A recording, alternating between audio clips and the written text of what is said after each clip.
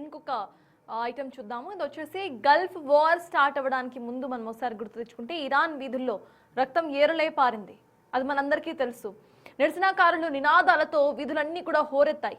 Government పడిపోవాలంటూ కూడా వాళ్ళంతా ఇటు వ్యాఖ్యానించారు. అలానే ట్రంప్ సైతం వీళ్ళకి సహాయం చేస్తున్నాను అంటూ కొన్ని కమెంట్స్ కూడా చేశారు. కానీ అలాంటి ఇరాన్లో ఇప్పుడు ఎక్కడా కూడా నిరసన అనే పదమే వినిపించడం లేదు, కనిపించటము లేదు. ఇరాన్లో ఇంతకాలం ఆందోళనలు చేసిన వాళ్ళు, ప్రభుత్వాన్ని మార్చడానికి ప్రయత్నించిన వాళ్ళు ఈ టైంలో అసలు ఎందుకు సైలెంట్ అయిపోయారు? అంతేకాకుండా పబ్లిక్ ప్రొటెస్ట్లకు పిలుపునిద్దామన్న నేతాన్యాహు డిమాండ్ను అసలు అమెరికా అధ్యక్షుడు డొనాల్డ్ ట్రంప్ ఎందుకు తిరస్కరిస్తున్నారనే ప్రచారం సైతం ప్రెసెంట్ జరుగుతోంది. ఎస్, ఇక దీనికి సంబంధించి మాట్లాడదాం. సో ఎస్ సార్, ఈ వార్ స్టార్ట్ అవ్వడానికి కూడా ట్రంప్ ఇచ్చిన స్టేట్మెంట్, అక్కడ ఈ ఆందోళనకారులు ఎవరైతే ఉన్నారో వాళ్ళకి సపోర్ట్ గా మేము ఉంటాము అంటూ, ఆ తర్వాత ప్రెసెంట్ ఎక్కడా కూడా అసలు వాళ్ళు మనకు కనిపించడం లేదు. ఎందుకంటారు? అక్కడ సిచ్యువేషన్ ఏమై ఉండొచ్చు అనుకోవాలి సార్?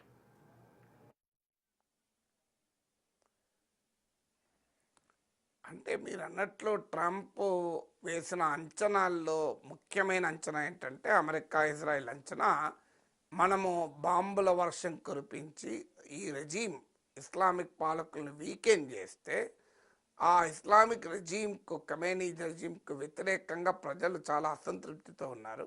2022లో మనం చూసాం, మీసా అమేనీ అనే 20 years బాలికను హిజబ్ సరిగా ధరించలేదన్న పేరిట ఇరాన్ మారల్ పోలీస్ అరెస్ట్ చేస్తే ఆమె కస్టడీలోనే, పోలీస్ కస్టడీ చనిపోయింది. దాంతో పెద్ద ఎత్తున ప్రజలు తిరగబడ్డారు. తమ రకరకాల రూపాల్లో హిజబ్లను తగలబెట్టి కూడా నిరసన తెలిపారు. సో ఇరాన్లో ఇటీవల కూడా పెద్ద ఎత్తున వేల సంఖ్యలో ప్రజలు రోడ్ల మీదకి వచ్చి ఇస్లామిక్ రెజీమ్కి వ్యతిరేకంగా తిరగబడ్డారు. సో బట్ ఇస్లామిక్ రెజీమ్కి వ్యతిరేకంగా తిరగబడ్డారు కనుక మనము ఇస్లామిక్ రెజీమ్ క్రూరంగా, అయతుల్లా ఖమేనీ రెజీమ్ ఈ ప్రొటెస్టర్లను అణిచివేస్తూ వచ్చింది.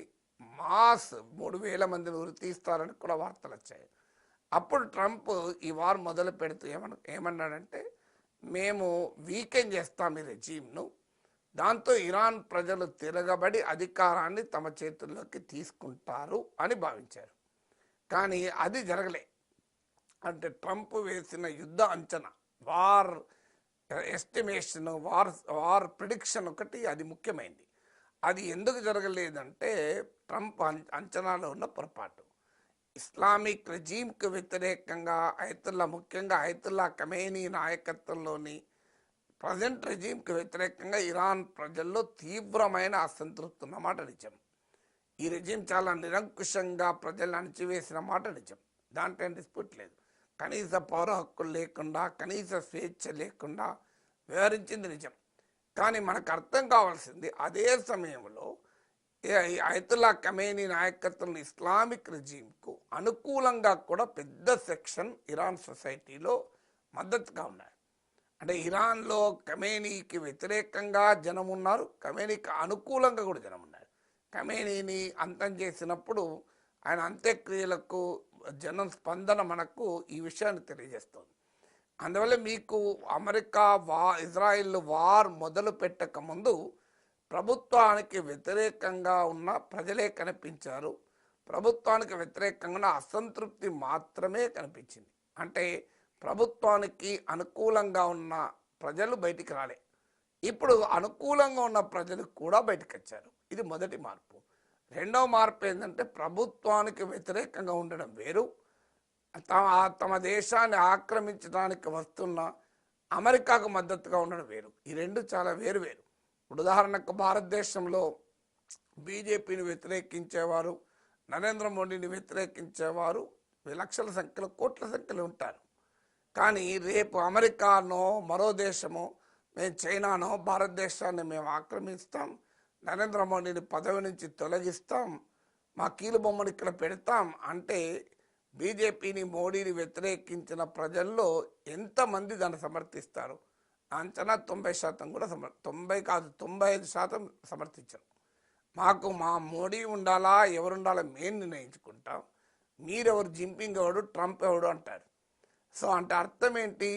తమ ప్రభుత్వం పైన వ్యతిరేకంగా పోరాడడం వేరు, ఒక విదేశీ ఆక్రమణను, విదేశీ దాడిని అంగీకరించడం వేరు. అందులో అమెరికానే కాదు, ఇజ్రాయిల్ అనేది బలమైన యాంటీ ముస్లిం కంట్రీ. అంటే ఒక ఊచకోత అనేక దేశాల్లో ఊచకోతకు వస్తుంది. పాలస్తీనా ప్రజల ఊచకోత చూసాం. అందువల్ల మీకు ఇరాన్లో ఖమేనీని వ్యతిరేకించే వారు కూడా 100% ఇజ్రాయిల్ కూడా వ్యతిరేకిస్తారు.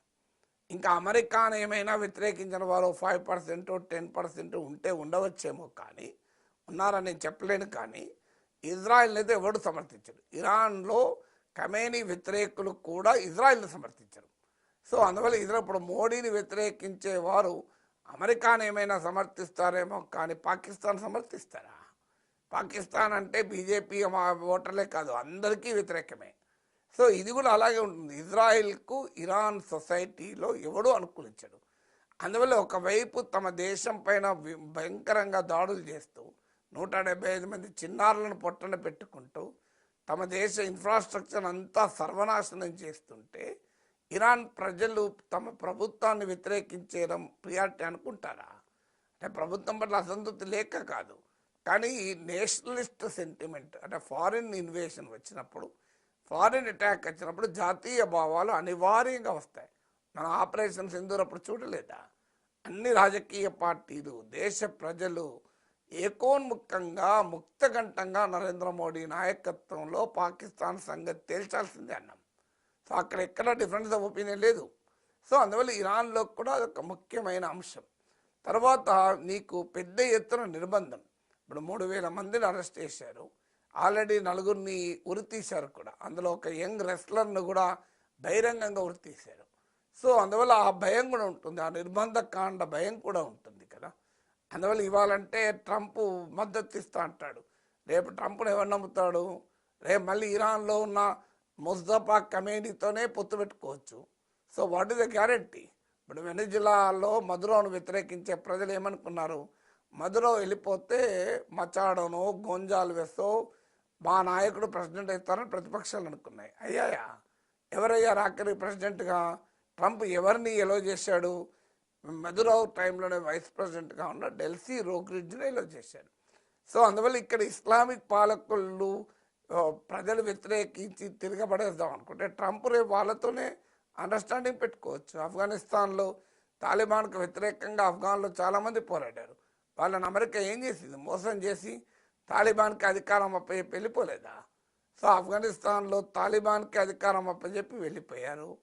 మీకు అలాంటి వెనిజులాలో మదురో వైస్ ప్రెసిడెంట్కి అధికారాన్ని అప్పచెప్పి ఆ డెల్సీ రోడ్రిగ్స్తోనే ట్రంప్ రాజకీయం నడుపుతున్నాడు.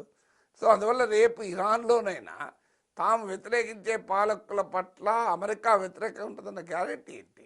అమెరికా ఇరాన్ ప్రజల కొరకు పనిచేయదు, అమెరికా తన ప్రయోజనాల కొరకు పనిచేస్తుంది. అందువల్ల తమకు వచ్చే లాభం ఏంటి?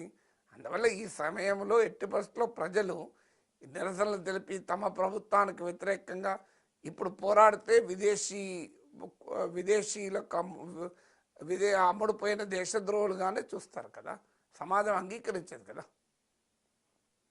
అనుకోవచ్చు. ఎందుకంటే ఇజ్రాయెల్ కూడా రీసెంట్లీ పబ్లిక్ ప్రొటెస్ట్ రిక్వెస్ట్ పెట్టినా ఇటు అమెరికా దానికి సంబంధించి ఎటువంటి ప్రకటన చేయలేదు అని పట్టించుకోలేదు ఇన్ఫ్యాక్ట్. సో దానికి రీజన్ కూడా ఇదే అనుకోవచ్చా సార్?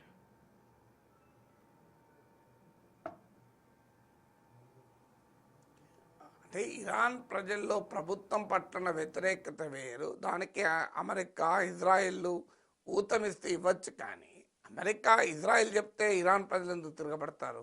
ఆ మాజీ రాజు కుమారుడు ఉన్నాడు అక్కడ అమెరికాలో, లాస్ ఏంజల్స్ ఉంటాడు, పహల్వి అని. అతను పిలిపించిన ఎవరు పట్టించుకోలేదు కదా.